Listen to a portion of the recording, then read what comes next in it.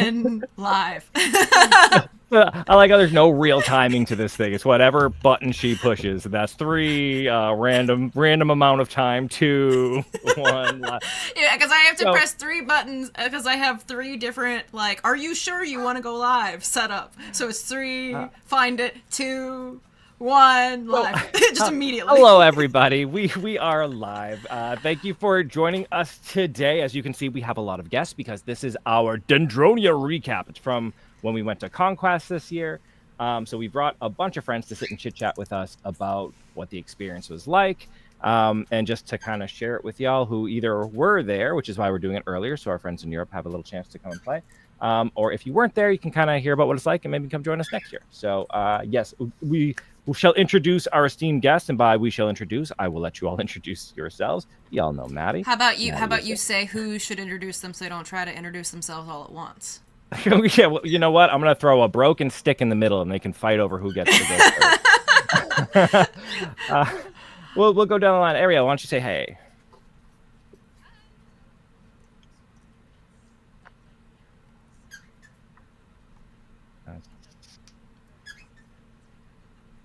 It's so fancy. I'm gonna leave, by the way, if y'all don't already follow, you should be following. She has a wonderful channel. I'll leave description down in the thing after this becomes just an episode. All right, next, Ark, why don't you go? Here's the next down on my list.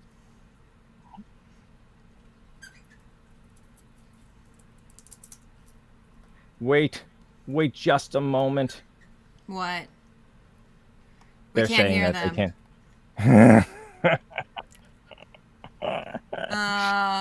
Tis not a live stream. Tis not a live stream. It's fine. It's fine, guys. I know how to fix this problem. Just give me 1 second. Okay, now everyone, reintroduce yourself, Ariel. Yeah. You know, everybody go in time and just say hi. All of you at once. 1, 2, 3, hi. Go. Hi. Okay, now we wait a minute and see if everybody can hear us. It is not Ark's fault. Everybody knows. Yep, it is Ark's fault. Anybody who doesn't know Ark, if anything goes wrong, it is going to. So for some reason, the collab cam is automatically set to mute output, but not what I can hear. So I can hear you guys fine, but it doesn't output it. So it's always Ark's. Everybody knows it's always Ark's fault. All right, it's always Ark's fault. I've already told you that she has a wonderful channel. So now to backwards introduce Ariel, if you'd like to say hello. Me first. Oh, I'm so surprised. Thank you for having me. I am Ariel. I'm another content creator here on YouTube. If you like sewing, subscribe. And I am very happy to be here with you to talk about the experience at the Conquest of Mythodia this summer, which was awesome. So good. It was so good. I can't wait till we talk about our experience at your camp because it was wonderful. Grim, super don't sass highlight. So someone's being sassed. All right, Ark, your turn to go. Oh, I am Ark, your master of thorns. All things crime, skullduggery, and general scoundrelness comes through me. And unfortunately, I'm here without my better, brighter half, so you'll have to deal with my own. I don't know. She might be brighter in smarts, but she's definitely the more shadowy of the two. Yeah, the most evil stuff I've heard throughout Conquest came out of her mouth. It's just like super nonchalant in just conversation. Arius, you want to say hello? Absolutely. Hi, everyone. I'm Arius, your resident little chaos fairy, and well, no, I wouldn't say master of mischief, but definitely a mischief manager. Cute little autumn fairy who likes causing a lot of chaos. If y'all remember from last year's video when we covered it, when we all took a potion that forced us to say meow while we were doing a smut reading, that was her fault. That was all her doing. And then the MVP of keeping us in line. I'll bring Scar in here. Say hello, Scar. Hello, everyone. I'm Scar. I had like 6 different titles throughout the week as we went. It was mostly just keep. It was mostly, thank God you. Yeah. Showed up, like, I have messages for you. Great. Dictate our lives the next 4 days. Okay. Yeah, I literally showed up in camp and then you just told me all the stuff that I missed, and I was like, "Can you do this forever?" And you're like, "Yeah, I guess so." And then you became our secretary. Oh man, he's It's a lot of just fun. indispensable. Especially if you like run a camp, absolutely need one of him. So yeah, that's a thing. So yeah, I figured we can kind of lean you in. Maddie, real quick, your point of view, what was it like running a camp this year? Because you did just everything in the background to do the preps. Well, I'm glad that this question was dropped on my lap while I was trying to take notes about how to structure the stream while running the stream. So that's basically what it's like to run the camp. Is people coming up to you and asking you things you weren't prepared for, while also trying to handle all the other things, while also trying to take notes on how to do the thing. No, it was definitely this year growing so much larger. It was a lot of growth in the logistical side of things, and then, but I feel like once we got there and we handled what like inevitable issues came up of just like things not being delivered or being delivered the wrong place or all that different stuff, which was fine because I could hand off the handling of things to you once I told you how they were supposed to work, because at that point you had all the same tools to fix them. Me. He has popcorn. Yeah. In our regular fashion too, just before showing up, like even before leaving, like 3 days ahead of time, we're like, oh hey, we have nothing to wear. We aren't packed. We like made our costumes in like normal fashion. 3 days. At this point, it's normal. I mean, this is number 2 or number 3 at this point. So throughout the year, it's like a pattern. I tried to schedule time for us to talk about our costumes, because every single year we ever go to a thing, there's always like let's just throw together a costume and look like a first year person, even though it is basically our job to make these things. And then 90% of my bags end up being his pants. Attack everything I owned. So right before the event, I made basically paper dolls of everything that I could find on all stores that could be delivered in time, as well as all the things that he owned, and I put together a costume for him and me, and then we ordered everything, and then we made it all, and then we left the next morning. So everything that you will ever see Fox wearing, or some of my stuff is from last year, but everything from Fox is new this year. Everything is sourced and made in the 2 days before we left. Which, good job, by the way. So I guess. And then I ran a camp. That was also while running the camp. It'd be fun to go around, like, introduce like our characters, who we were, or like the vibe of what we were going for during the camp. He only wore one. That is true. No, I wore 2 pants. I rotated between the 2. This time, so the reason she did the paper dolls and stuff was because so far every single time the day before, I just take everything I own and I shove it in a bag and I figure out later on. And she's like, no, you are going to plan your outfits for every single day. We had significantly less bag space than last year. Yeah. So yeah, let's go through and introduce characters. Both Maddie and I being kind of the leads of the camp. I was the Fox of Dendronia. She was Crow. We are Fae folk who find ourselves in this world, and the way we like survive is off of the magic of stories. So the whole point of our camp is to send people out to make stories or find stories or bring us stories and tell it to us. And it's kind of a nice mechanism to kind of send people out into the world. But that's who we are. We've told you about it a bunch of times before. So I'm going to go through. Ariel, who do you embody in Conquest? I am not very noble. I am a chronicler of the group. Our group is the very Bretonnian, means French, stupidly French group that is all about wine and cheese and food everywhere. And we literally had giant props of cheese and wine this year, which was hilarious.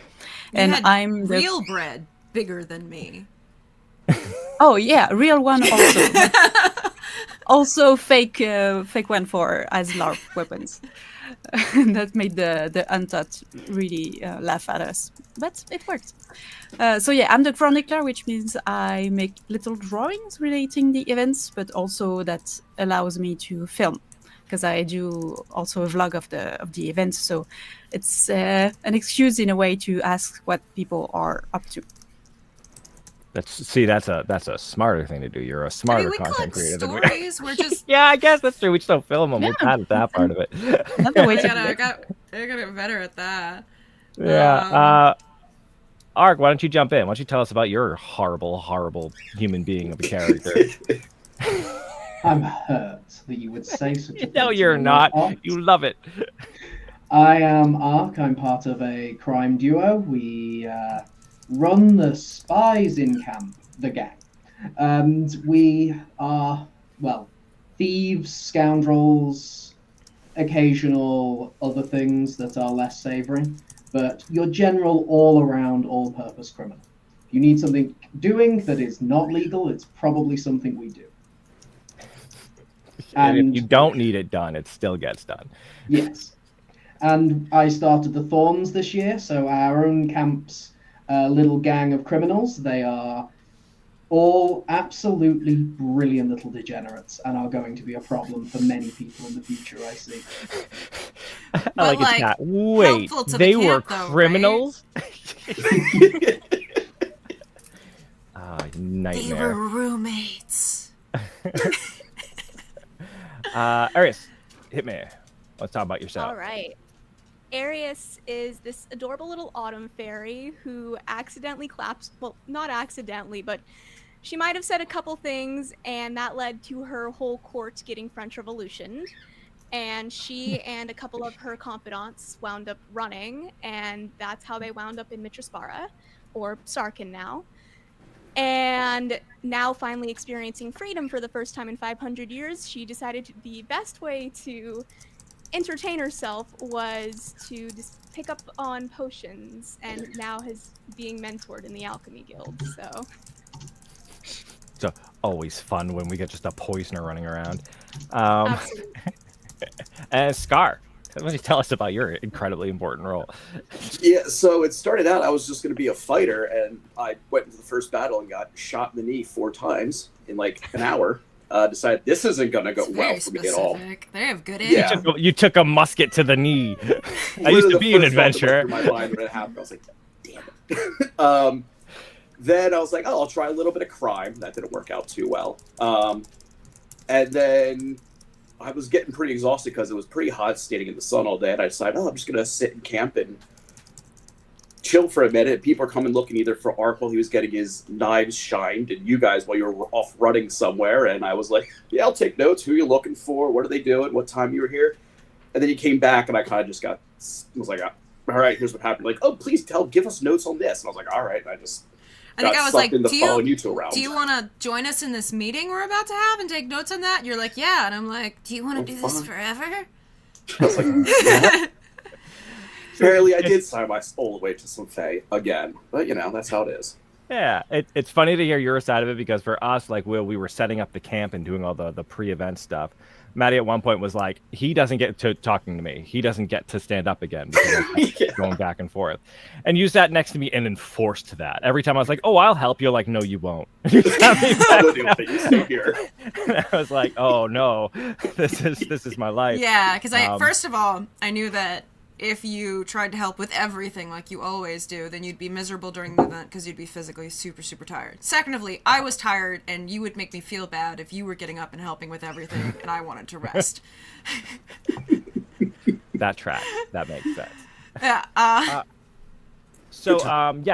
For anybody who's new-ish here, though, I think everybody I see in chat has seen this before, but this does become a video later on. So for everybody who does not know just the general outline of Conquest of Mythodia, it is the largest LARP in the world, takes place in Germany. And it's one of those things where you can, as long as you can portray it, you can be anything you want to be. You can kind of do anything you want to do. It's really, really cool, but it also means that we can go off the rails. And we have some some just wonderful stories from this year that I'd love to get into. First one I want to jump in. And he's gone. And I oh thought yeah, that was- really jump. Yeah, he jumped He's gonna jump too right in. hard. He jumped too hard, guys. Too close to the sun there. That's really funny. That's such There perfect he timing. is. Hi, welcome back. Did you jump too hard? I did nothing. The internet hates. Although that cliffhanger, though, right? You guys stayed. I want YouTube to drop a commercial break right there. That's perfect. So what exactly are we jumping into? I wanted to jump into just like the stories that we have. I kind of wanted to go with the pattern I've been going here. Ariel, we had such a good time at your feast. I would love to talk a little bit about that. First, were there any like super standout moments for you in your personal game that you had? For my camp, yes, all the work we did and the role play around food, and basically be violently offering food to people, even like emotionally blackmailing me too. So we have this saying in camp is that if you stand, you offend once you're invited. So people have to come in, but as soon as they sit down, it's if you sit, you eat. And then we shove them all the food that we had, so much like leftovers, because we had like a full kitchen and oven and stuff. So the most fancy we have, we just put it everything and bury them under the food, and they are so embarrassed and like, no, please, no, I have stuff to do. It's amazing. So all the role play around food is what I love the most. Yeah, we had a blast. So we were lucky enough. What is the feast called, if you don't mind me? The feast that you invited us to. I think they were called the Feast of the Marquis, because the Marquis is the leader of our camp. We were lucky enough to be invited there, and I think the expectations, right? So we're at a LARP, we're in the middle of a field, so we're like, cool, we're going to eat or whatever. Like she said, though, they have a full kitchen back there, and like a really good chefs working back there. Incredible food. Two incredible chefs. They have the what is it? The Winomancer and the Fromagician. Oh, they are the. Oh no! It's head. It's going to be a little roulette of people It's just who's ever telling the story. Whoever's telling the most engaging story. It hurts my soul. Whoever's telling this story gets kicked. Too epic. It's the wine magic. It's the wine. It's the wine magic. So we had the Fromagician and the Winomancer. Yeah, but they were not like actual. We have two people on camp who are just here every day, and they cook for 50 people for us right there on camp every day. They're amazing food. It's so good. So we're there, and we're just kind of hanging out, and she's showing us around and whatever. And there is it the Winomancer?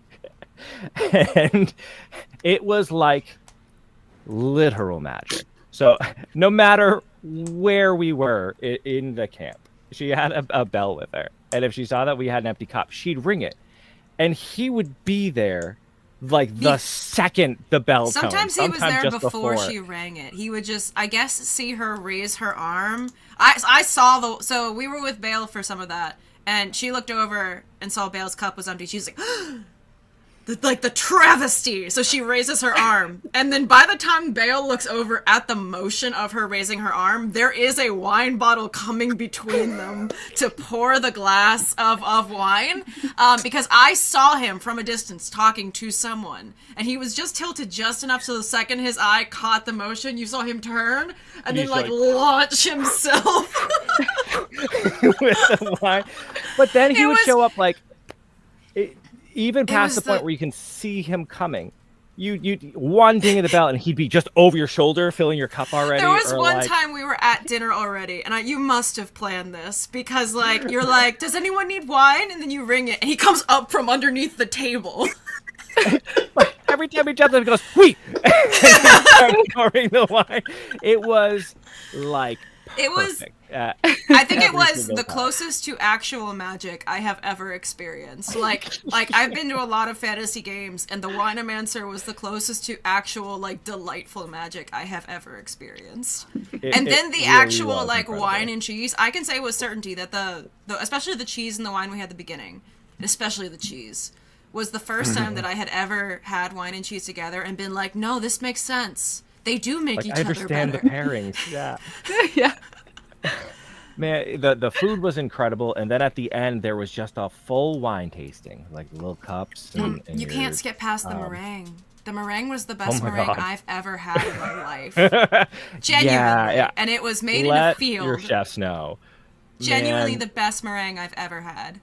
absolutely incredible. Yeah, that was a gold star on my experience right there. That was so much fun for us. And then the wine tasting and all the different ways that apparently it was used to... I'm not sure, is that like an actual historical thing that they would use just like the memory of a horse to describe the taste of a wine? Honestly, I didn't understand the poetry behind the describing of the wine. It was I like, think there was a this lot- wine yeah. tastes like a horse after it's past its meal, and it's just like, it's in that moment after, or it's like maybe hungry again, and it was I think it's perfect because when you do read like the back of wine bottles, they're really convoluted, and it's Yeah. like a perfume commercial, right? It makes no sense. But yeah, if anyone goes to Conquest, seek out the camp of Sauvignon, and Yeah. You know, Find Try the your- golden cock. I find mean, the golden cock. Mm. yeah. Also, or just look on the battlefield and look for giant wheels of cheese rolling at the enemy and follow it backwards, and you will find them, Yeah, which is wonderful too. it's definitely, they are people to make friends with.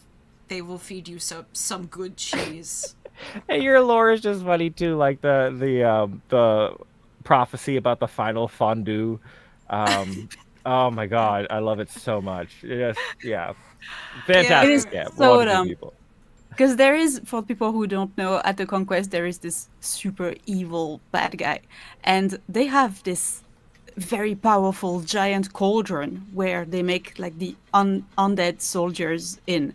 And we look at it and we're like, That's such a fondue? good cauldron. Fondue? So that turned into a whole thing. So yeah. It's so good. It Oh, was man, fun. I great. think one of our camp members got involved in your quest for the final fondue. So every once in a while, we would just like catch snippets of it. Of like, it's a poison cauldron. We need to clean the cauldron before we put the fondue in it. Just like as they go by. Searching for like Oh, I man. think there was a quest of like finding this ancient tablet that had split into pieces and had the recipe Yeah. for like the final fondue. We had made a tablet with a mystery written on it and put the pieces of the tablet that was obviously broken in different camps. So that was a way to bring a different people who came from different places, so to connect them to our group, and we So- gave them the pieces. That is my favorite part about Conquest, because that's a player run quest, right? That isn't the, it's not a thing that Orga set up or the game runners had set up to do. You can go in there and just say, hey, I want to make game for people. It's going to be really fun. I'm going to spread these about to different people, and they're going to be my little quest givers or whatever. And you can, we all just make a game for each other. And I know Carl loved that game. Loved being part of it, liked the experience it gave him, and like you did that. That's neat. I think that's really fun. That's such a cool thing to be able to do for other people, to make that part of their game. That's really neat. Okay, so moving from the finer things in life down to like the gutters.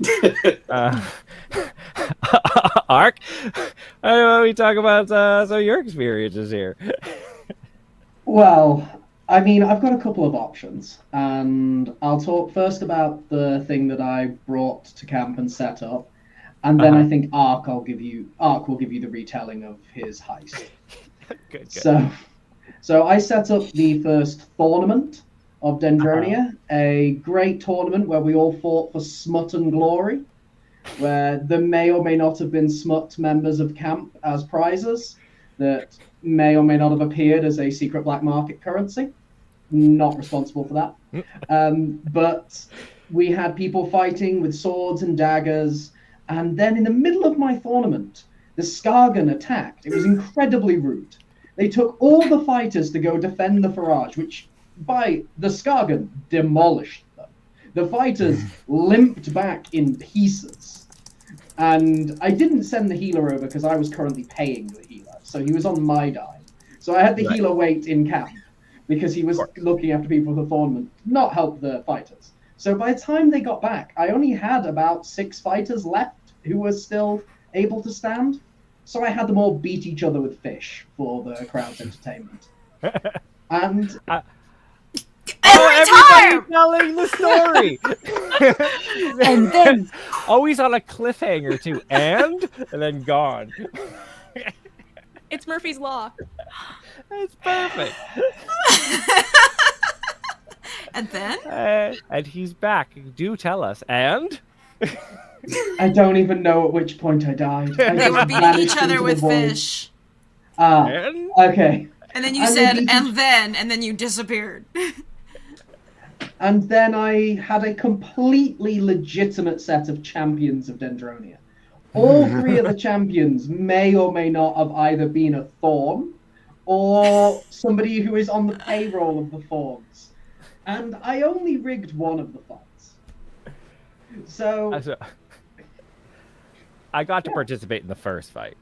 And I got absolutely trounced, and it was one of my favorite parts of the game too, because the fellow who beat me up is Sambuku is the name of the character, right? Mm-hmm. yeah.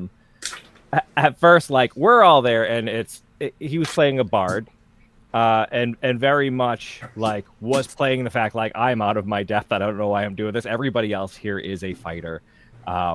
So we had done a little talk ahead of time though, because I had to go. Like I had a thing I had to get to, so I couldn't last in the fight in general. So I'm like, no, like, we'll put on a show. Just go to town. Didn't he take the Fae for a Day potion? Yeah, and he's like, what do you like? What can I do? What should I do? I'm like, anything you want. Beat the hell out of me.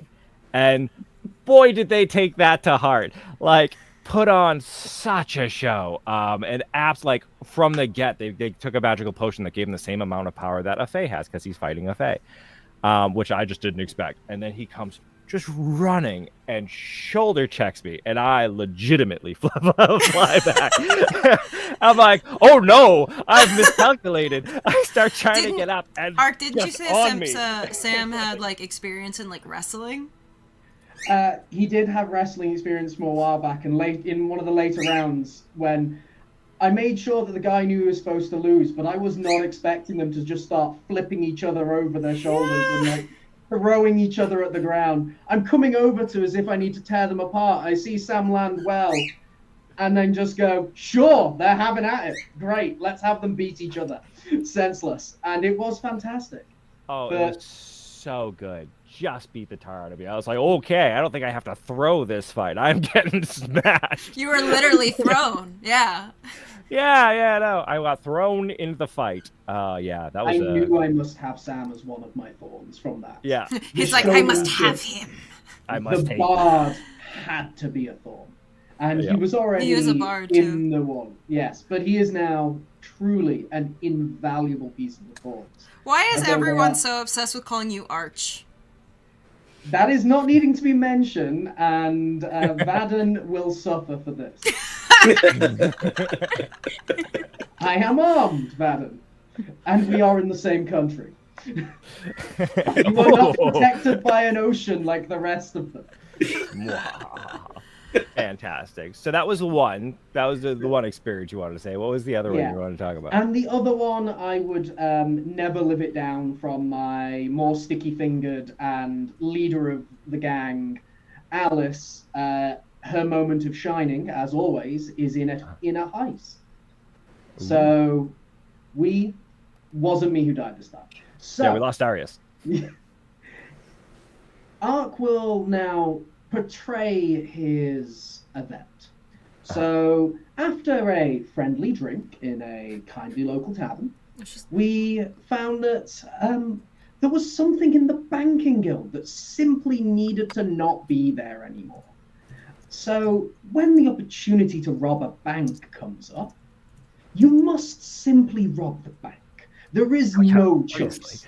It is not something that you can ever give up the opportunity to do so.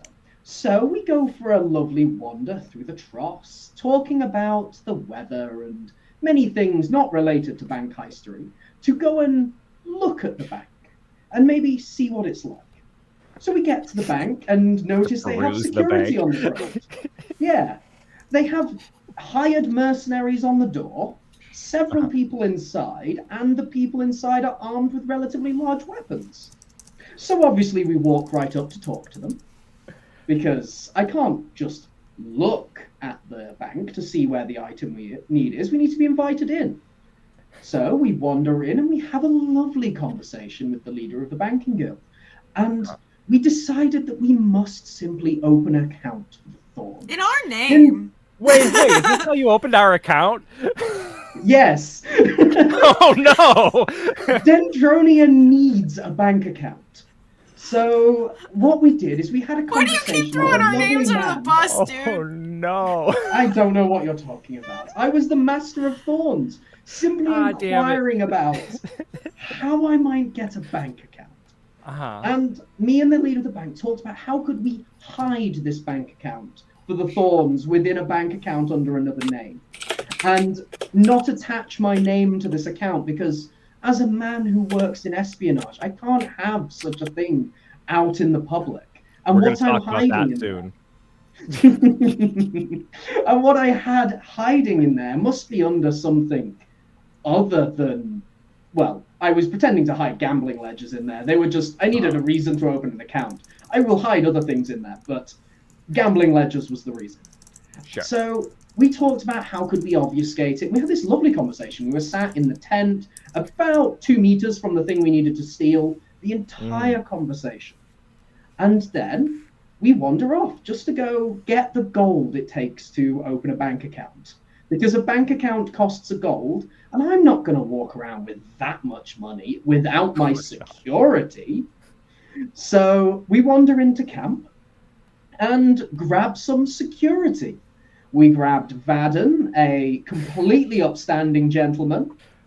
We gathered Jan, a completely not the muscle of the gang. He is a gentle giant that doesn't carry a gigantic hammer that will willingly swing it on a dime. And we also grabbed Ren, who's just a kindly owner of a tea shop. No corruption whatsoever. And then we get them looking all security-like, and we go and borrow a coin from the treasury, because we're opening a Dendronian bank account for Dendronia. God damn it. So after borrowing from the treasury to open this account, because why would we spend our money on this? God damn it. We wandered to the bank. Why do we give you access to our money? Hey, it's the only money I actually took from the treasury. I paid everything else out of my own profits from the tournament. You took a gold, though. I mean, I have gold, but I was opening a Dendronia bank account. No, you weren't! I mean... So... Dear heist! I mean, I'll talk about how you access the bank account later then for you, just so you know what your money paid for. Thanks, perfect. So we walk back with our security, we get let past the guards, we come in, we sit down, and we have a lovely conversation about opening the account, and how you have to have a name on the account. The name on the account is the Thorn. So subtle. And to open the account, subtlety is definitely his skill. Yes, we'll learn that more later. You must be a known face, and or possess the writ that allows you to enter the account and be known to the bank. So it's an account that only I can open. But it's got Dendronia on the name somewhere, just not accessible. Now, as we're doing this talking, this is where Alice, the hero of our tale, comes in. Because we are doing the signing, and me and the bank the person who's the leader of the banking guild, I've been having this lovely long conversation about secrets and how you hide things, obfuscation. He's loving that I'm as interested in this as he is. And then he gives me a moment to put things away. And as he does, a lady starts shouting from the street. And I've got my 3 very large bodyguards blocking our view from the street. Because obviously, somebody in my position can't be seen in public doing this. It's a secret account. He turns for maybe 20 seconds to deal with this lady. Alice is up. The item is in her cloak. And she has grabbed one of the members of security, her personal security, and is saying goodbye to the bank teller, that she simply must go, and that Ark will finish up all of the rest of the things, shakes his hand, and he walks her out all kindly, and she leaves with her bodyguard. And I then, with the bank, have our final signing and hand over the item while she is in the wind with the loot. Nobody's any the wiser. And we leave the banking guild as good friends. And the reason for that heightened security, by the way, is they were robbed a matter of hours earlier. And they were really, really not okay with being robbed later. And we left shaking hands. Now, my favorite part of all of this actually came at about midnight, as we're sat in the Gulado Casino, waiting for a party to begin. And we're sat across from the leader of the banking guild, who is talking to the leader of the Wicked Kraken right next to us about the problems he's been having, about his bank being robbed during the day, and how one of the robbers from earlier in the day was shot in the street. But the pirate then brings up that, I hear you were robbed a second time. And we're just sat there next to this person, just having a kind conversation, waiting for the party, which the bank leader of the bank teller and the pirate are also waiting for the same party. We are all waiting for the same thing. And we just then join in a little bit with the conversation of how unfortunate it is and how it's such a terrible thing. Oof. And clearly, we are completely in the clear with our lovely new bank account, as the person who we robbed was sat talking about unfortunate robberies with us within touching distance of him. Oh, man. You guys are really good at what you do. Like, so what did you That was a steal? 30-second plan. Yeah, how much did you steal? Oh, we weren't there for coin, my good sir. This bank does not store coin. This is a bank that stores secrets and goods that are of extreme importance to people. And what we were taking was some incredibly important information. And that information may or may not have been sat on the shelf that the person who signed the bank account was sat next to. So he didn't notice something that was frankly touchable from his seat going missing. And it wasn't small either. It was a large document. It was a very important one that just had to go missing. Yeah, we have. I think I'm gonna wait because part of my story. More so yeah, I feel like than we the got bank did. The biggest crime is he's just slowly fleecing us. I'm sure of it. I'm sorry, but I have paid more into your treasury, with the exception of the gold I stole, than I've actually taken from it. Which admittedly is not a lot. I took maybe a few copper from it, and I may have dropped off some copper that was left in my pocket. One of my favorite stories. One of my favorite stories has very much to do with you, so I'm gonna return back to that to give a little bit more time afterwards. Arius, let's jump into you. What's your favorite moments? Shoot, there's so many. God, which one should I go for? Is it okay if I share 3? The first one should be pretty fast. Yeah, as long as we keep it moving. So, first one, we managed to somehow get potions to all 3 of the enemy camps. Enemy NPC camps, I should say.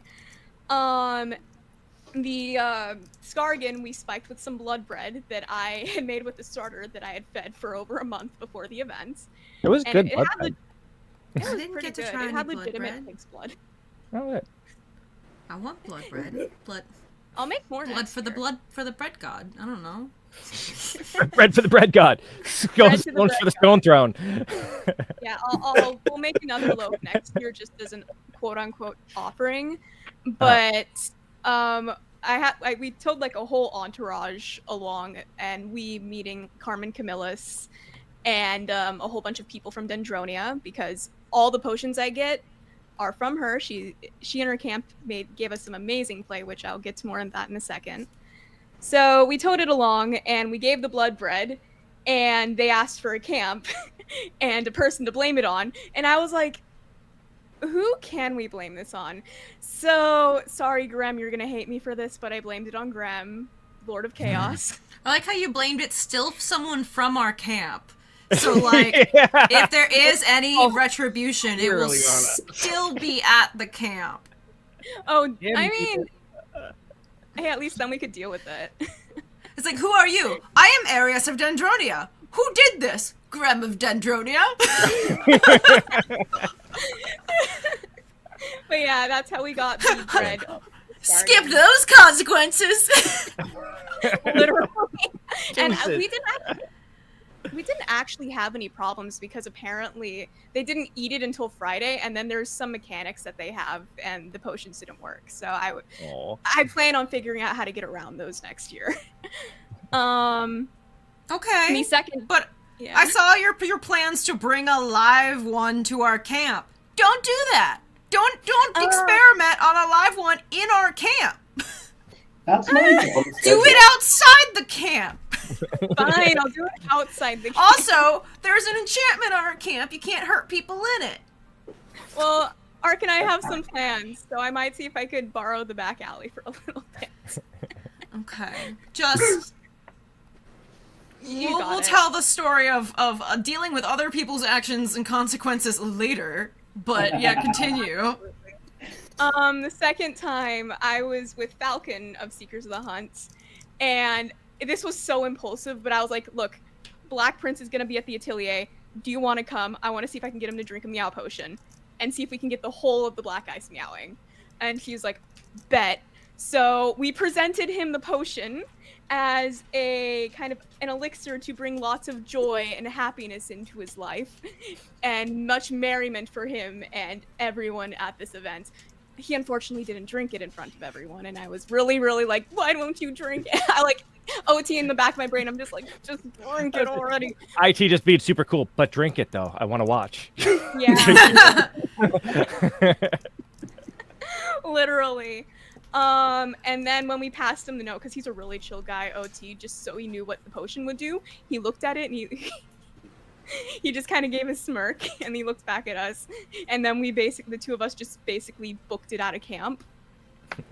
Combine that with the fact that we accidentally almost poisoned him. We did accidentally. They thought we tried to poison them. We didn't almost accidentally poison them. You just handed them the note that says it was poison when you handed them the other potion. we had I had to tell them later that we did not try to almost kill the Black Prince. We had 2 potions that were supposed to give him like a nice sleep so he could dream. But I got the labels so we gave him mixed sleep up. Potions. I got the labels mixed up with one that was basically like a virulent disease that makes you rot away. It's necrosis virulent disease that is contagious, extremely contagious. Oh no. We had we had the ambassador that had brought us up, Grim, walk up later on. He's like, you got to tell me something right now. Did you try to poison the Black Prince? I'm like, no. He goes, are you sure? No, I don't think it was Grim that said that. I think that was our ambassador. It was Vincent. Vincent came up to me, and because remember we had sent them because. Well, no, Grim did afterwards because he introduced us. He's like, "You're killing me because I introduced you. This is my reputation on the line. Did you try to poison?" I'm like, "No." Oh man, you had one job. You had one job. He told us that too. Like you had me one and Vince job. were both standing there. We're just like, yeah. When we sent you to, so let's go back to Arius' stories because these are all kind of tied together with almost going to war, and also I want to tell the story of meeting the Black Prince in general. Oh, absolutely. All right, third time. You two weren't there, but myself, Cocytus, who is also my DM, he's an amazing guy, and Sam Bunkus, because he wanted to learn some of the ways of mischief. So we wound up. I was invited by Seekers of the Hunt, Carmen, Camillus, Vesalius, and the whole of their gang to go throw a potion into the cauldron on the battlefield at like 10 p.m. at night. Unfortunately, I couldn't go like to the cauldron itself because my dress is very bright and shimmery. It is very pretty and I love it, but it's not exactly the best thing for sneaking around at night. So even though I had my massive scythe, that was still a no-go. So I just kind of stayed back and watch. But they came, so they go out, and we are watching them walk across the battlefield. We lose sight of them, and then they literally book it back maybe like 30 to 45 minutes later. And what wound up happening was, so they make it across, and they weren't seen for like a good chunk, but the cauldron's being guarded. So what they literally had to do, they had to launch that potion into the cauldron, like just straight up, like, I don't know, American football it in there, and then they booked it because they were scared they were gonna get chased. But did they get it in? Because if so, it's a good throw. They did. Apparently that last battle, or one of the battles, the next battle afterwards was really short because a good chunk of the undead flesh could only turn left in order to turn right. That's what the potion did. It made them only turn left. So they had to do like a full square if they had to turn. Yeah. That's pretty good. We're gonna have to clean up the cauldron again before the next. That's what I was thinking when she was you. saying that they're throwing the potion in the cauldron. I'm like, man, we gotta get ourselves a giant cauldron because everyone wants these cauldron. I was about to say. Ariel with Carl, who was part of that whole quest and everything. He learned about that later on. Like, he comes up and he goes, "We're gonna try to do the final fondue," and like he was so excited about the potential. He's like, "We're gonna see if we can make it work or whatever." And I'm like, "Just so you know, last night that cauldron was poisoned. So if you eat the fondue, that's what I heard of. Like, it's the poison cauldron. We need to clean it out. Yeah, he's like, "Oh no, maybe we should clean it." But yeah, fantastic. that whole plan was Carmen, Camillus, Seekers of the Hunt. They were so much fun to play with, and they are the reason why Arius is going down the alchemy route in general, and the reason why you guys were meowing last year as well. So yeah, they seemed really cool. They gave us a very nice poison to be able to use in the future, so that's always good. Yeah. So I kind of like I want to lean into some of our best experiences. Well, what about you, Skip Scar? Well, the best part is I was No. following you on all your misadventures. So Yeah. You can give us. That was my really lead-in. happened. That was my lead-in. I was gonna say I want to talk about all our best experiences, but Scar's story are gonna be all those experiences. I'll give the second-hand version of it. Be like, here's Please. what they were doing. Here's what the rest of us were I know. I want to freaking hear out him about. from your story, and then we can tell him from mine, because I think Yeah, it'd be jump funnier in, from an for outside sure. perspective. Because our perspective is just going to be like, panic, And be like, here's what we were doing in the background. Because I have notes. All right. Of Well, course you do. what's your favorite couple stories? Last battle was definitely a big one. Just Maddie on the battlefield for the final was hilarious. Tell it from the start. Okay. Well, it started with you guys couldn't go to this. Actually, the whole Black Prince storyline essentially for us. We went to the We'll first go back one. to the Black Prince. But like we were meeting with some Black Prince people, and then the battle started, and we just happened to be meeting with the leader of their military, and he's like, I should probably go. The Grandmaster. The Grandmaster. So then he left, and we went to go. I was like, I haven't seen Fox kill anyone yet. I'm gonna go watch. So then I decide that I'm gonna go watch. So I think you were talking to Amara. I was, and you had wandered off to talk to Fox, and then everyone on the battlefield's going this way. And out of the corner of my eye, I see you in your bright blue shirt, just going this way. And I'm immediately just like, shit. I'm flouncing through the battlefield. Oh, look at that one! Look at that one! I was like, I have to go make sure she doesn't get killed. I've been on the battlefield since day one. He has So, a single dagger. and a few other people. Yeah, I've got a single like sea axe on me and a couple of daggers I've hidden on my body. So I'm like, all right, So pen's going in the boot, like knife's coming out. Like this is all I got here. Like I don't have a lot. And I'm like, all right, we're gonna just go follow you around the battlefield. I want to focus on that, by the way. So he's ostensibly our scribe. So he's got his quill out. But whenever stuff gets real, he has a boot knife, and he replaces the boot knife with the quill and takes the boot knife out. But I just love that. I'm sorry, continue. So I'm walking around the battlefield flouncing about, like, and he's standing, like, I'm just doing whatever. And at any given point, I look down, I look over, and he's between me and the nearest threat with a knife like this.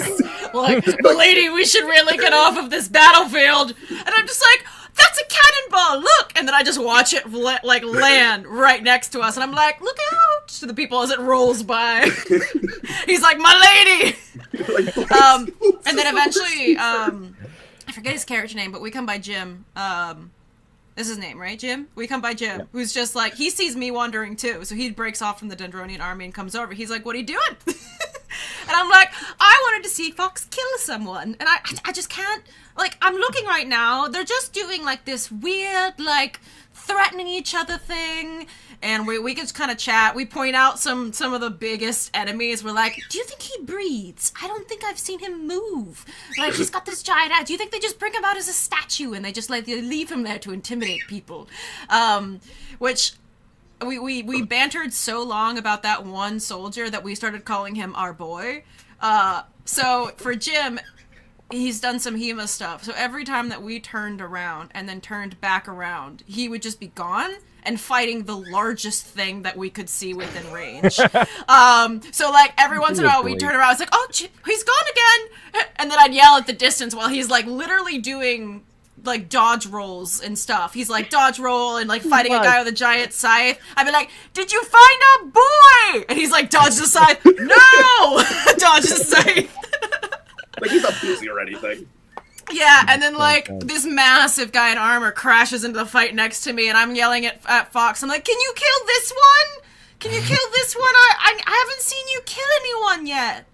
And he's like, I'm tired! Leave me alone! Runs off with his spear. Maddie's, you're literally picking out the largest human being on the entire battlefield. Like, go fight that one. Yeah. Jim did. Jim did. Yeah. And then no, he didn't win actually with the scythe guy. Remember, we had to drag him back, and I had to because he got a scythe through his middle, and I'm not a healer, but I am magic, so I'm like, Oh, so, yeah, that's a good scene. I'm not great with the whole mortal body thing. I can reattach your nerves through just like lightning. It might just like electrocute just a little, and then I can cauterize you.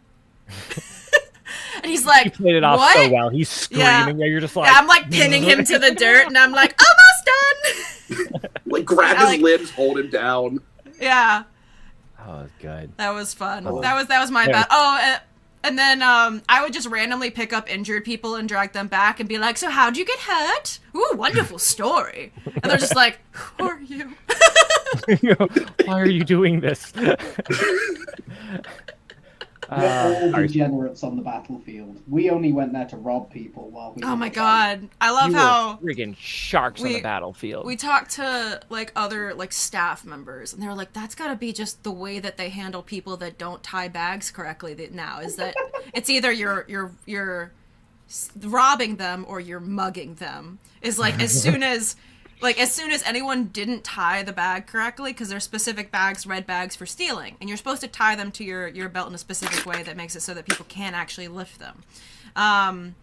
That's the one. And anytime that you found someone who didn't tie it correctly, you would just mug them instead. You just hold them at gunpoint and say, "Give us the bag." Honestly, the middle of a retreat is the best place to mug somebody, because nobody pays attention to you drawing a gun, having a large guy, Jan, put a hand on his shoulder, Grem draw a knife to the other guy, and make them rip their own bags slit off. their throats after as well? That was Grem. He did just go, oh, by the way, you'll need a healer, and just slit the guy's throat. As You'll have to pay for a healer.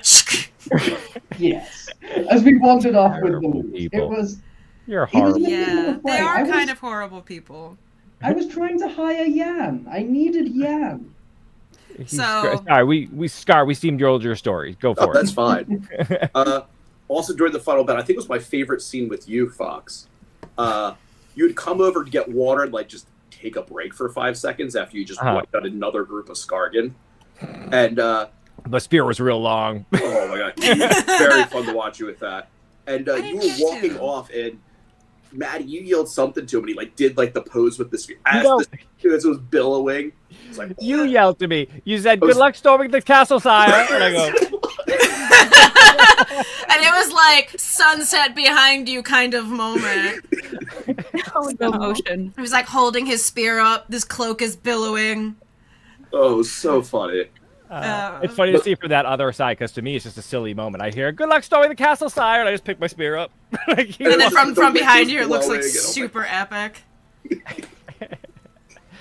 And then we like left the battlefield like immediately, like with the whole army that retreated. Yeah, we got tired. Like, all right, we're gonna go back to camp. After the undead basically threw that like poisonous mist that didn't affect them, so they could just walk to the back of everyone and then flank everyone. We're like, we're done. You're like, we're gonna get out of here. But I think I went and laid in the library, and like 6 people sat around me, and I rambled for like 2.5 hours about everything we had done that day. So I was so tired, so heat deprived, and I was like, I have all this stuff in my head. I'm gonna put it into your heads. You're like, you all have to deal with me just blurting out for an hour and a half. It'll be fine. Yeah. So I At that have. point, you need to find a bard to write a song about your Yes. adventures. I know some people do that. Yeah, I think that would be fun if you write down the things that happen at events, because that's what you're doing anyways. And eventually you just hand in your notes to a bard and be like, this is everything that happened. You should just put your notes. Like, I want to start collecting all the stories and basically like binding them into books, and also having them on our Dendronian part of the website as like things that people can, when they're deciding if they want to come, they can genuinely read like lore of the world that we've collected, or like, Book of Crime. This has our stories. Book of Crime. I want to make one for the stewards next. All right, I feel like that needs to lead us into the next story, but you being the least circumspect criminal that I've ever seen in my entire life. So I have some lead up to that as well. Okay, go for it. Because he almost started 2 to 3 wars. I have a note that said, "Start the war without me." Alice wrote a note to Ark, "Start the war without me." Or was it Ark to Alice? I don't know. Nope. But basically, I'm coming back from something, and I think this one didn't end up being a war. It just ended up being like you guys politely intimidating someone to do something. But I walk by, and you have a whole entourage of the biggest people you can find. And you're like, "I'm off to start a war." And I said, "Have fun." I was just Make a good trying story. to get information. The Ataronians are Fae haters, but I needed information from them. And since they're all noble hoity-toity, I brought an entourage and a big flag. And they also got robbed while I was there, because 2 of the Thorns I came got pulled into stealing all their forage during my conversation. And I was keeping the conversation going because I had my intel until I noticed it had gone. And then I finished my conversation. So they did give up information. You're not giving them any more reason not to hate us. They already hate us because we're Fae. Well, they didn't know here in the that you were chat. He goes, and then we robbed them during the meeting. No. Thorns robbed them. I just You're the leader of the Thorns. That wasn't Thorn business. You are a Thorn. You are literally Master of Thorns. That is your title. Yeah, but they were robbing on other friend business. Oh, okay. Robbing them in 2 different ways. So that was one war that I may have started. If I had slipped up that the person I was asking about, because I dropped Fox's name about 15-20 times in that Thank you. Good. Can I jump into the north now? So, May I finally had a moment. Lady Crow and I finally had a moment. Where, oh my God, yes! It was like there was finally a single moment of downtime, and he promised he's. Yeah, it was the first moment the entire game that we could breathe. the entire game. Like, we were really tired, and I'm like, we're gonna go into the library because we had this beautiful like cathedral tent going on. I'm like, we're gonna go into the library and we're gonna play a game. I'm gonna teach you how to play It's gonna be great. So we're playing. And so Scar, I think you came in and told us that there was an inquisitor from the north or something, or inspector. Yeah, like an inspector from the north needed to talk to us, and I'm like, okay. And at this point, for some reason, I misheard and thought he was just like a reporter or something, like a journalist. So we were being very fey with him, being like, playing our game, talking about our game, interrupting him every once in a while, and just being like, oh no, you do this and this, and like not paying attention to him while he's asking us questions. Then Ark comes over to me and he goes, hey, somebody's trying to, what is it? Like, extort us. He made the mistake of, when coming to camp, trying to extort our camp with me being the person he was talking to. He extorted poorly. So I leave Lady Crow to talk to who turned out to be the investigator. And I go into the meeting room area. And yeah, there's this person who had approached us the other day who didn't like things that we had done in the past. Yeah, we did stuff with we interacted with the NPCs. Right. In a not violent manner. In a non-violent manner, yeah. I'm very upset about that. And that led to a whole scene of us kind of dressing his him down. Lunch. We're just kind of dressing him down. No, you came in and you power posed. You grabbed your spear. Yeah, by the time that I walked in, you had one leg up, your arm on the leg, and it's like, your hands are shaking, boy. With his spear.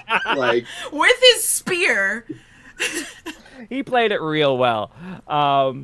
And then, so there was one point where he basically, we got into the conversation of like, well, I didn't know that, dealing with these factions would be considered a crime to your people or whatever. He goes, so just because you don't know doesn't mean it's not a crime. So I'm like, oh, okay, those are the rules of your land. I understand. And it just so happens that ring you're wearing is actually blasphemous to me in this tent, which means I have to take your hand. Ark? And he's like, got it.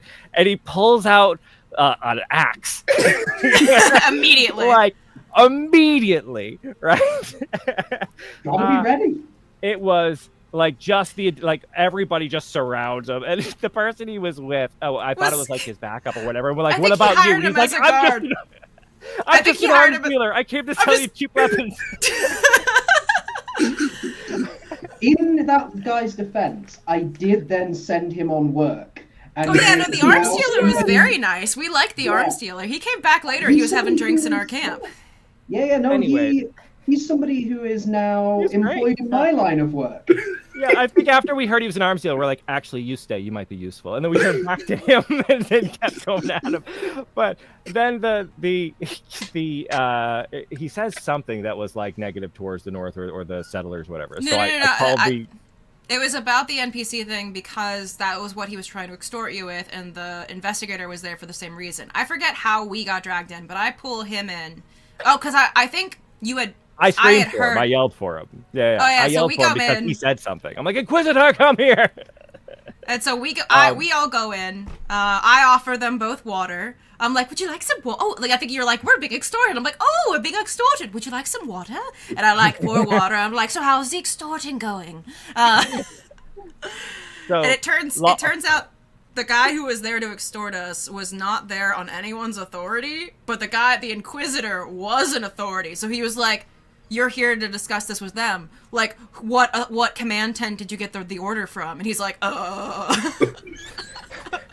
So, but it was for exactly the same reasons. Like, one was officially there for those reasons. The other one's trying to take justice into his own hands. Or just money. So, yeah. So, long story short, we end up, I will go with Inquisitor person to the north and be put on trial, basically, to talk about these crimes. So we go with our whole little retinue of people. I have to leave because we have other meetings. So meanwhile, I'm having like diplomatic meetings with other people, and this was the one moment we had to breathe. That we had other appointments. Mm-hmm. So we roll.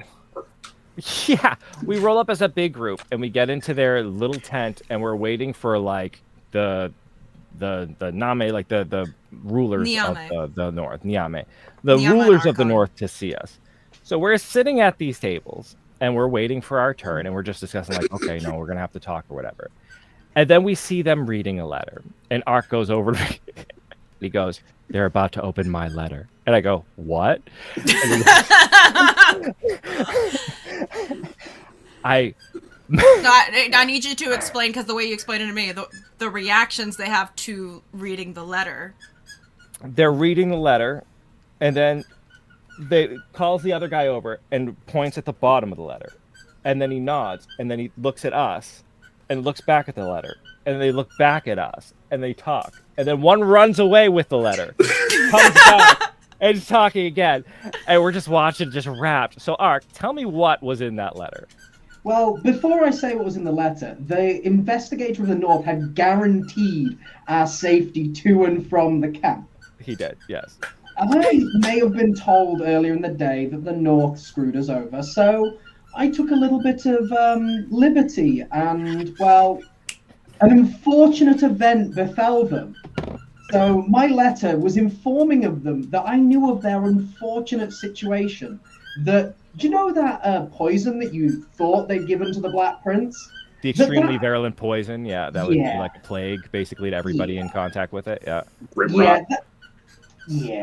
That poison may have somehow, unfortunately, ended up in their supplies as karmic retribution for past discretions, and that at May or may not Dendronia- have been actual discretions or lies told to you. Maybe, but and I was going to get something out of it. But Dendronia was aware of their plight and had the only antidote. So his note that they are reading while I'm about to defend my case of everything else that I'm being accused of is telling them that we've poisoned their food supplies, and he signs it with his name of Dendronia, and then he seals it with his signet ring that we gave him. A man is bound by his The name. only reason he did not use our signet ring is because he couldn't think of how to steal them from us. I already have your signet rings on a document that basically says I have the full authority of the Thorns and the military. We're gonna make new signet investigate rings.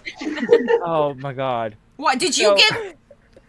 Who did we give our signet rings to? So I You know gave it someone's. directly to me. We're making new signet rings. You're no longer trusted with anything. You signet ringed it yourself after I don't know. signing it. I was running a camp. You were took in a advantage of me. conversation with someone. You took advantage of me. The investigator comes up to us and he's like, "I need you to be honest with me right now.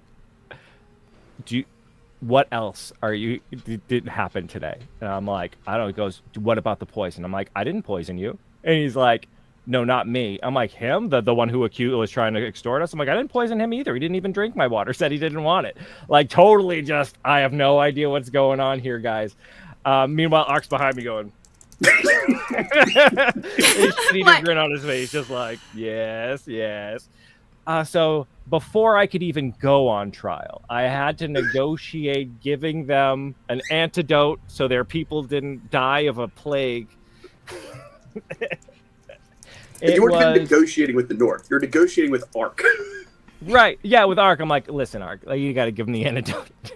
We're here He's for like, other "But my things." money." Yeah, he's like, "But they did this," and the guy's like, "We did not do that." And like they're talking back and forth, and I'm like, "Can you please give him the antidote so I can go on trial for the other thing?" But just so you're aware, Deem also brought a magical war crime with him as well. Yes. So You guys came- don't worry. They came with war crime with a thing that would again just kill everybody there. But then they also had the antidote, and Ark's master plan was to hold the antidote up with his gun underneath it and be like, "This is the only antidote you're letting us out of here." I'm like, "Nope, give them the antidote." Forget Camp of Chaos. We're Camp of War Crimes at this Oh, point. Apparently, God. Jen Sir said, "It's quite funny. This situation tanked your reputation with some camps. I'm part of Porto Franco and people have heard." Yep. Thanks, Ark. That Hey. was a thing that happened. And the person who tried to extort us, he was dealt with appropriately. Don't worry. We don't talk about Yeah. that. He was shot and stabbed in the street and blamed for his own shooting and stabbing. Which became another whole thing. Yeah, there was we're probably gonna leave that one. Yeah, that ended up being just a whole thing. So yeah, that was between that whole scene. And Oh, just in all the middle others, of like, that, by the way, I had a whole diplomatic meeting with Evelyn from Sarkon.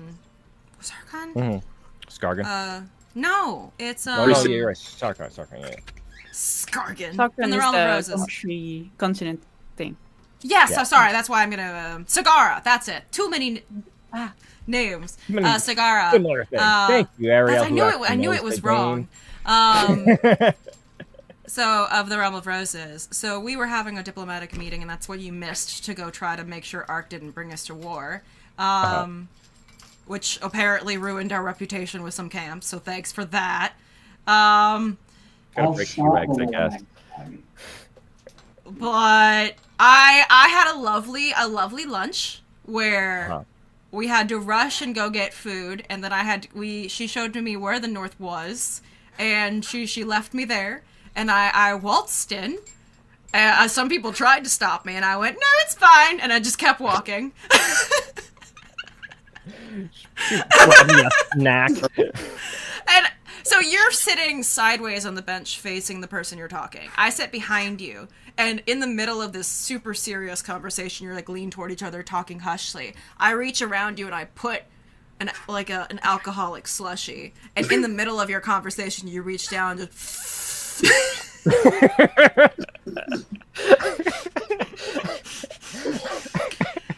I'm like, listen, we can't go to war over something like.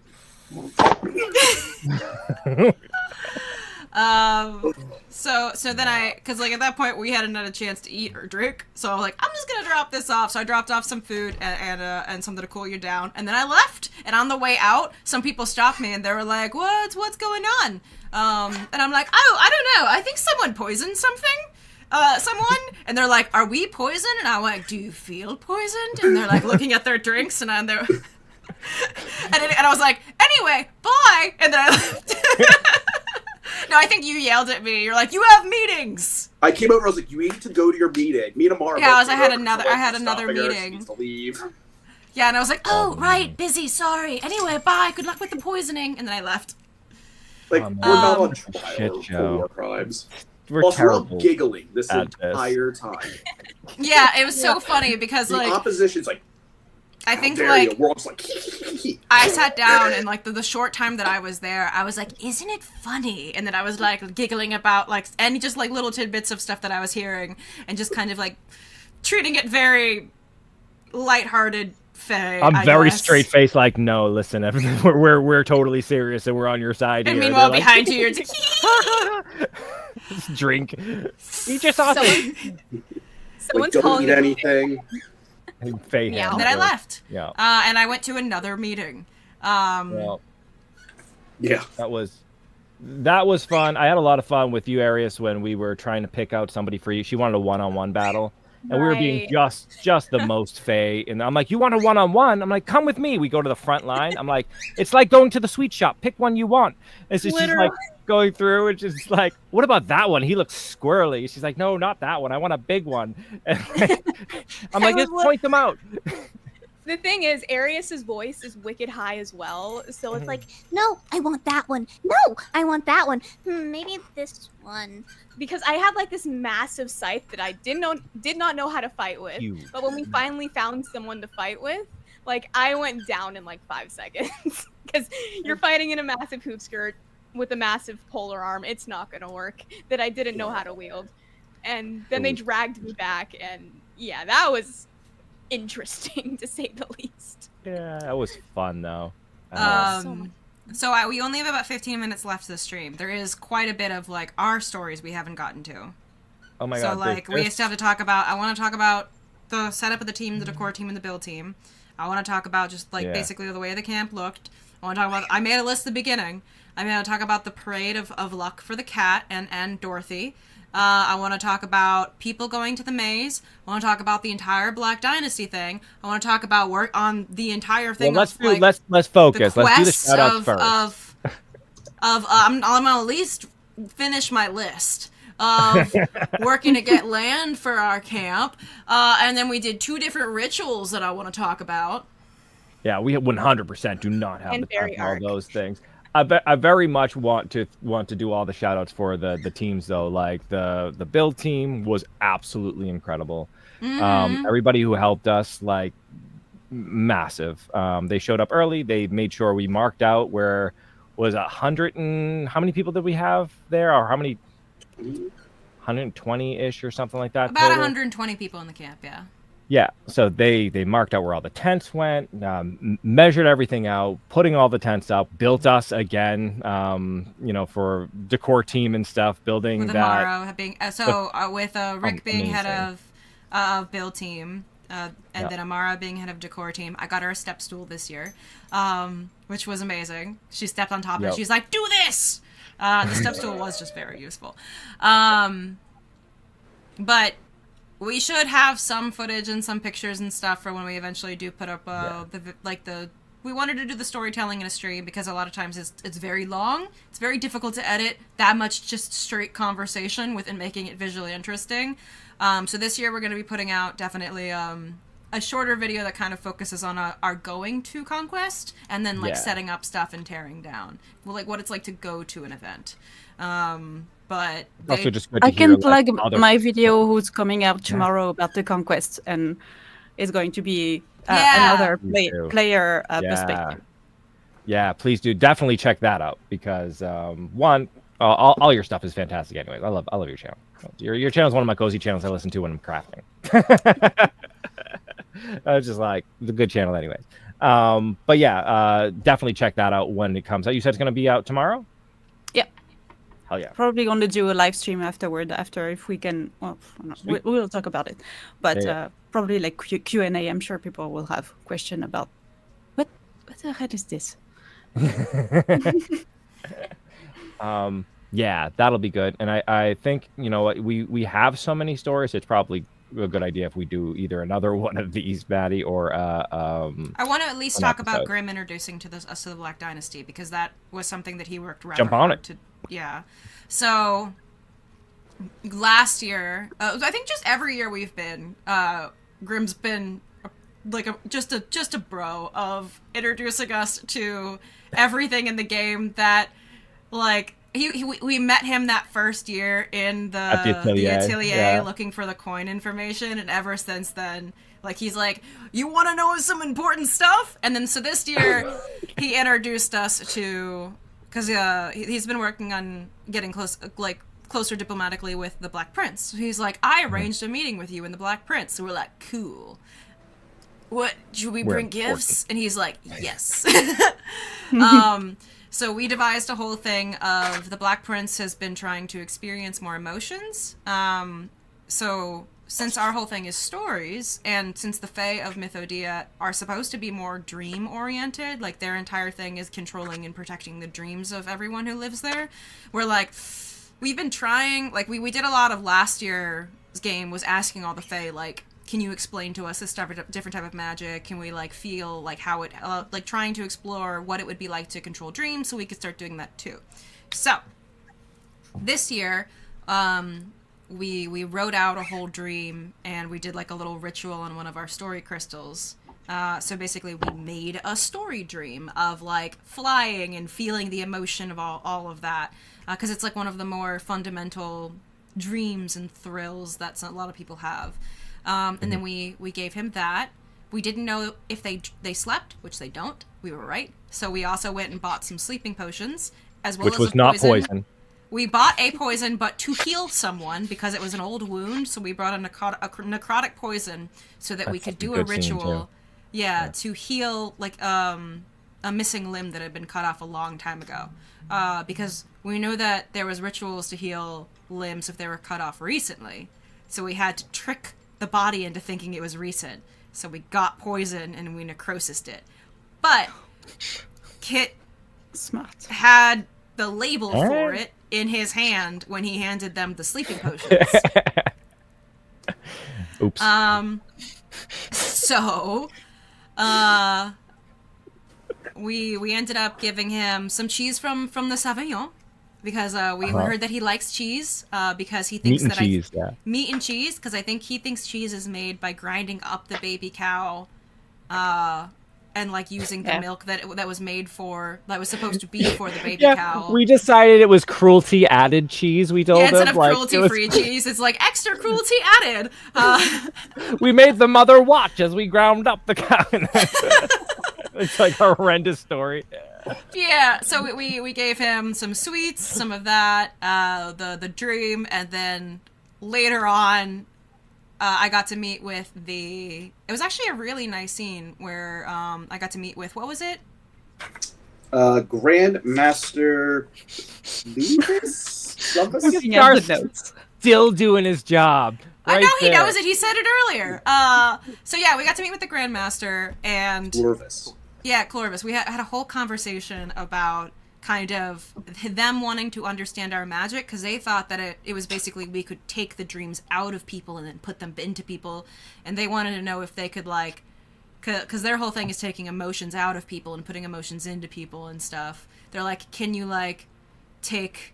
I think the way it was explained to me from Vincent and stuff was, can you take like the training and like copy it from one soldier and then we can just put it into more of our soldiers? And I was like, I'm more of a weaver than a like taker. You can tell me a story and I can make it in the sense of like the art of it. And they're like, I can paint a picture, but it's not going to be that scene made into it. So it was a long, like really interesting conversation.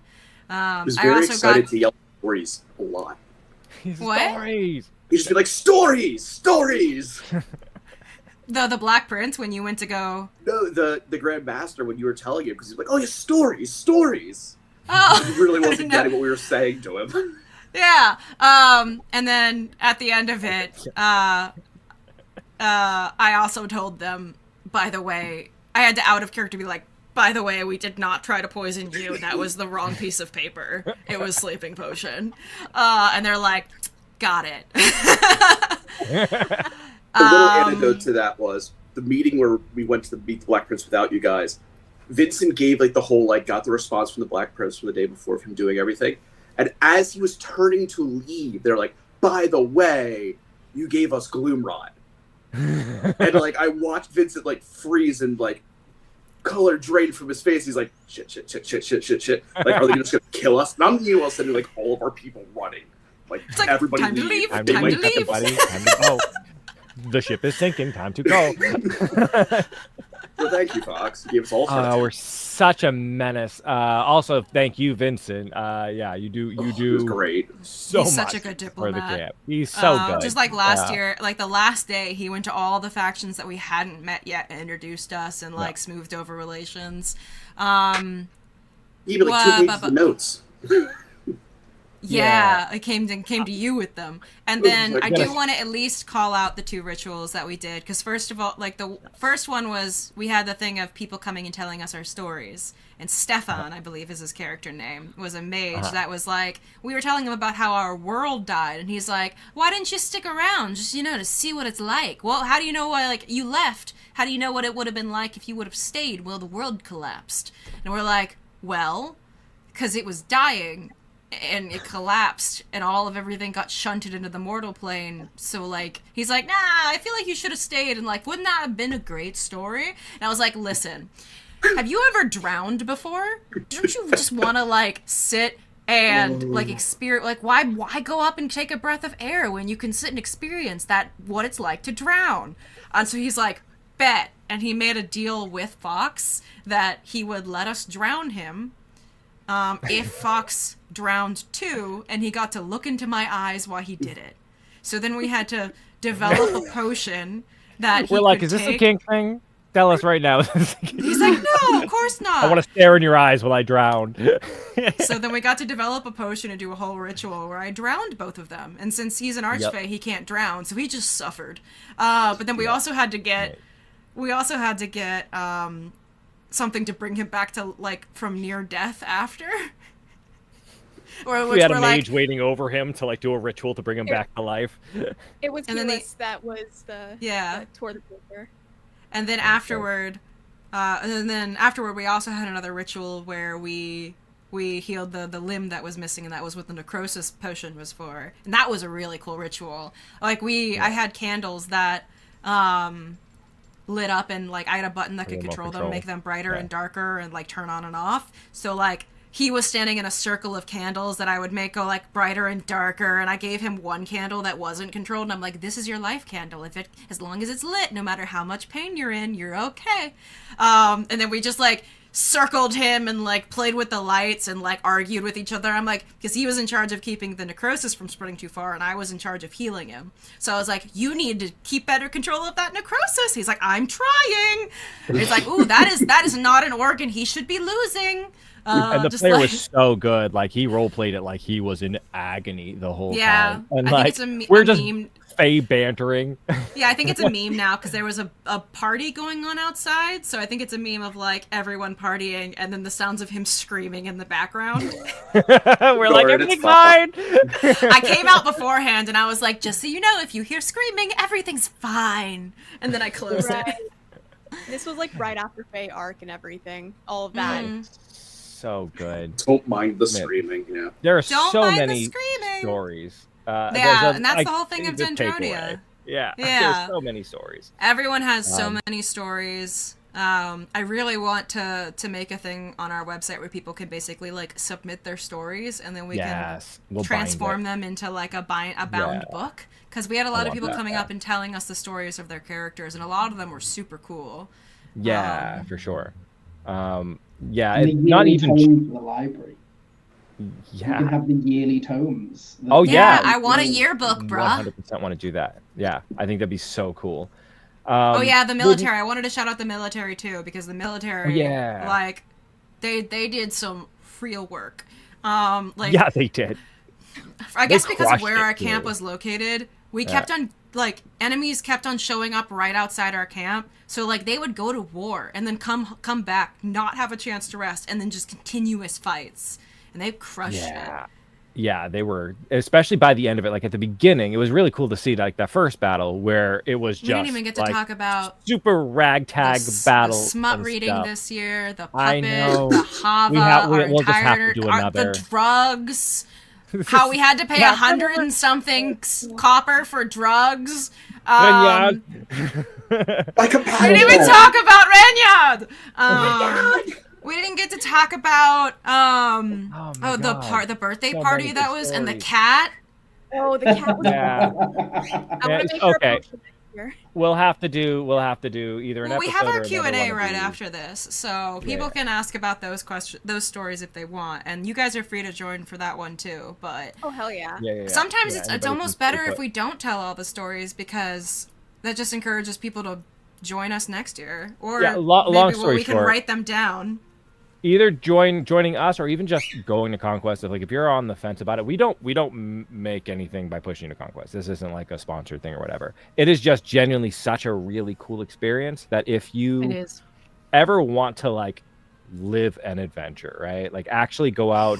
Like at this point, I know what it's like to be on a battlefield with 10,000 people, or to try to not be beheaded. My master of crime is poisoning the kingdom that I happen to find myself under the power of in that particular moment. Pure coincidence. It's pure coincidence. And for them, like to watch them do a heist, it's a legitimate heist. They absolutely have to distract people. They have to come up with a plan to pull it off. It's impressive. Even after Ark did a very bad thing, Alice ran off really quick and found witnesses walking by who, once the guards came out, they're like, they were here, they saw a random citizen, what do you think? And they were all like, they were all members of Dendronia. If they're all members, like they just found like stuff like that. The stories of their heists, like we've got to start, like, because what I want to do is genuinely get like PDFs of all the stories and books that we have, so that I can start binding them as like different books that we can also give to other camps, because our whole thing is not only collecting stories, we get power from every person who hears them, so we want to spread them. Yeah.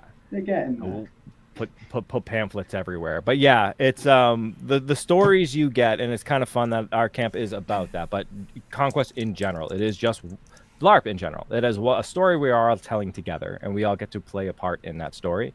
So if you're thinking about it, you've got like a year to save, and if you know it's hard for you to get there or whatever. I do recommend you at least give it a try once in your life. It is absolutely incredible to go check out. So yeah, definitely check that out. And with that, we're right at 5:30 here. I do have the announcements of the tickets and stuff too, which should only take a few minutes. Do the official things. All right, so we've been releasing our camp to the previous, like the people who are already in it for the last week. We are now opening it to the public. So if you go to our website, which is just skilltree.how, and scroll down, there should be a portion of our website that says join the adventure, and it says join the Discord or join the camp. If you click join the Discord, it'll take you to our official Dendronian Discord, where you can meet different people and talk to them. If you click join the camp, it'll prompt you to, basically, we have camp dues, which you can pay to join our camp for this year. We're only going to have 150 people in the camp this year. This year we had about 100 and between 100 and 100. Yeah. Well, our original limit last year was 250. And then after this year, some people were like, how about we just limit it to 150 this year to give ourselves time to grow into it. And they're correct. Yeah. So, but it does mean that we're only going to have somewhere between like 20 and 30 slots, not counting the people who might not come from this year to last year, because this year we had about 100 to 120. So we also have tickets that are available to the people of our camp that are at lower costs than probably the ones that are available because we already bought them in bulk. So if you're interested in our camp, you don't have to buy the tickets right away. We're basically going to close it once 150 people have signed up. But you do have to sign up. Mm-hmm. Yay. That's official announcement. Yay. Done. We did it. Good job. Come join us. Come join Yay. us. Click. Come join us. Yeah. Come join us. It's really Live these kinds of stories and come tell us yours. Yeah. Join our yearbook. And thank you all for joining us. Super pleasure having you just here and telling your stories and stuff. Really, honestly, I think we're going from this one right into the next one, basically, right? So The next one's at 6, so we have about 30 minutes. A half to hour. take Yeah, a we breath. can go to the bathroom, eat some food, come back. Yeah. So, any of y'all want to come and chat? By all means, come and chat. Yeah, that's the otherwise- Q&A, so it'll be the chance that you'll be able to ask questions and get them answered. Yeah, and yeah, we'll see you then. All right. And definitely check out his Ariel's channel. I'm gonna leave it down below. Yeah. As we'll well also as a leave couple others too. Yeah. The Dendronian and all that. And thank you, everyone that joined us, for all of your crazy hijinks and crazy stories and everything that was crazy at the event. Thank you for your crazy. All right. See you guys.